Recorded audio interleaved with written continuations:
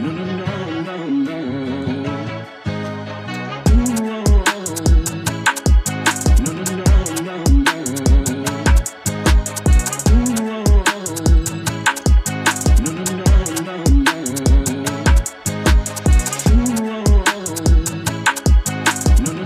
இதுதான் வாழை இலை பொதிசோறு. நாங்கள் 10ஆம் வகுப்பு வரைக்கும் ஸ்கூலில் படிக்கும்போது மதியானம் கொடுக்கக்கூடிய சத்துணவு சாப்பாடை தான் நாங்கள் சாப்பிட்டுட்டு இருந்தோம்.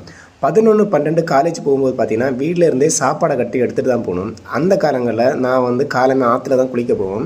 குளிச்சுட்டு வரும்போது வாழைத்தோப்பில் இருக்க வாழை இலையை கட் பண்ணிவிட்டு வீட்டில் கொண்டு கொடுத்துருவேன். எங்கள் அம்மா என்ன பண்ணுவாங்கன்னா அந்த வாழை இலையை தீயில் அப்படியே வாட்டுவாங்க. வாட்டும்போது பார்த்திங்கன்னா அது கொஞ்சம் ஸ்ட்ரென்த் ஆகும். சோறு பொதியும் போது கிளியாது.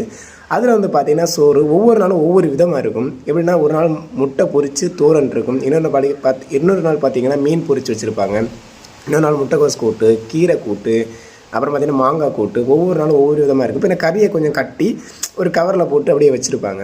ஸ்கூலில் போனோடனே அதை அப்படியே பிரித்த உடனே அந்த வாழை இலையோட ஒரு விதமான வாசம் வரும். அவ்வளோ நல்லா இருக்கும்.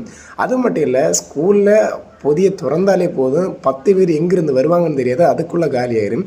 அது மட்டும் இல்லை, கூட்டாஞ்சோறாக சாப்பிடுவோம். நாங்கள் அந்த வாழை இலையை பிரித்தோடனே இதே மாதிரி நிறைய பேர் கொண்டுருவாங்க.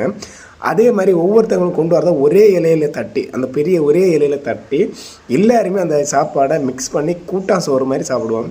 ஸோ அதெல்லாம் ரொம்ப அழகான ரொம்ப அற்புதமான அனுபவமாக இருந்துச்சு. ஏன்னா ஒரே இலையில் 10 விதமான கைப்பக்குவம் உள்ள சாப்பாடு, அதுவும் மிக்ஸ் பண்ணி சாப்பிடும்போது எல்லாமே அவ்வளோ டேஸ்ட்டாக இருக்கும். அதில் குறைன்னு சொல்கிறதுக்கே இருக்காது.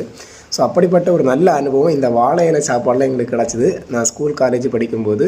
ஸோ அதை மறக்க முடியாத ஒரு அனுபவமாக இப்போ எனக்கு இப்போவும் இருக்குது. இதே மாதிரி உங்களுக்கு அனுபவம் இருந்துச்சுன்னா இந்த வீடியோ உங்கள் ஃப்ரெண்ட்ஸை ஷேர் பண்ணி அந்த ஞாபகத்தை மறுபடியும் திரும்ப கொண்டு கொடுத்துருங்கன்னு சொல்லிட்டு இந்த வீடியோ கட் பண்ணுறோம். ஓகே ஃப்ரெண்ட்ஸ், பாய்.